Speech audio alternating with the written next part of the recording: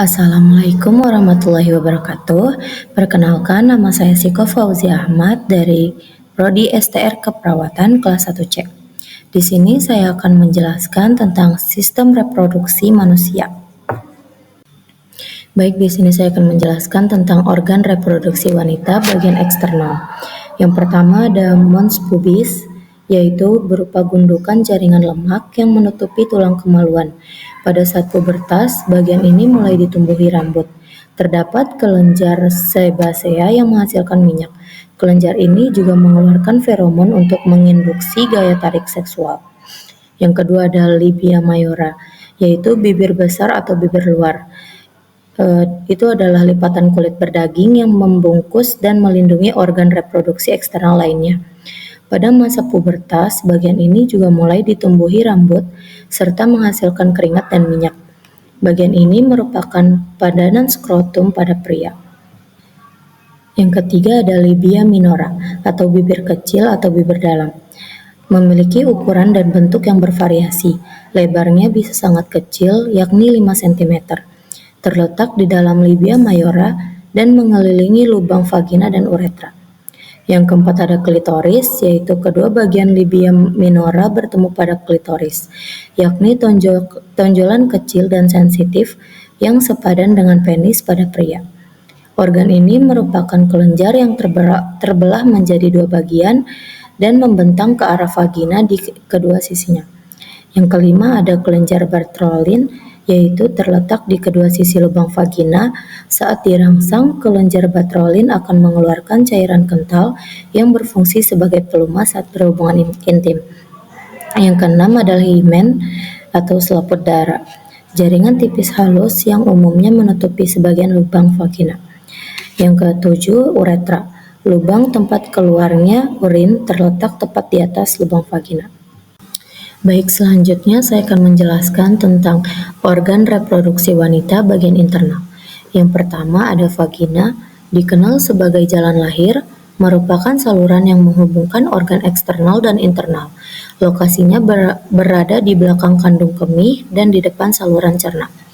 Organ ini tempat keluarnya cairan seperti darah menstruasi dan keputihan. Liang vagina berbentuk tabung dan dindingnya dibangun oleh sel-sel otot elastis sehingga dapat memendek dan memanjang. Normalnya panjang liang vagina adalah 5-7 cm. Dengan stimulasi seks, liang vagina dapat memanjang hingga 13 cm. Yang kedua ada serviks, struktur sempit pada bagian bawah rahim. Lokasinya tepat di atas vagina. Serviks dilapisi oleh selaput lendir, namun lebih halus. Fungsinya adalah memproduksi lendir serviks, melindungi dari kuman berbahaya, lalu ada jalan keluarnya darah menstruasi. Yang ketiga ada uterus atau rahim.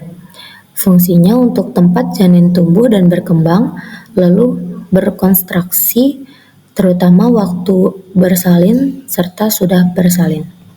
Yang keempat ada tuba fallopi, yaitu saluran telur. Fungsinya sebagai saluran telur yang akan menangkap dan membawa ovum yang dilepaskan oleh ovarium. Lalu juga fungsinya sebagai tempat terjadinya pembuahan atau konsepsi.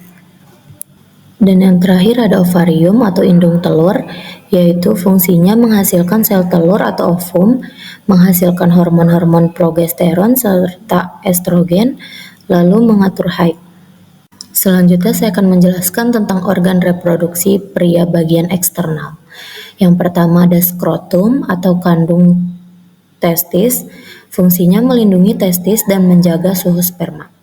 Lalu yang kedua ada penis, fungsinya menyalurkan sperma dari pria ke wanita. Lalu selanjutnya saya akan menjelaskan tentang organ reproduksi pria bagian internal. Yang pertama ada vas deferens, yang berfungsi sebagai saluran sperma. Saluran yang dilewati sperma dari epididymis menuju vesika seminalis. Yang kedua adalah vesika seminalis, berfungsi sebagai kantung testis sebagai penampungan sementara sperma sebelum dikeluarkan. Yang ketiga ada epididymis, yaitu sebagai tempat pematangan sperma. Yang keempat ada kelenjar prostat yang berfungsi menghasilkan cairan mani. Yang kelima ada uretra sebagai saluran kencing dan sebagai saluran keluarnya urin dan sperma.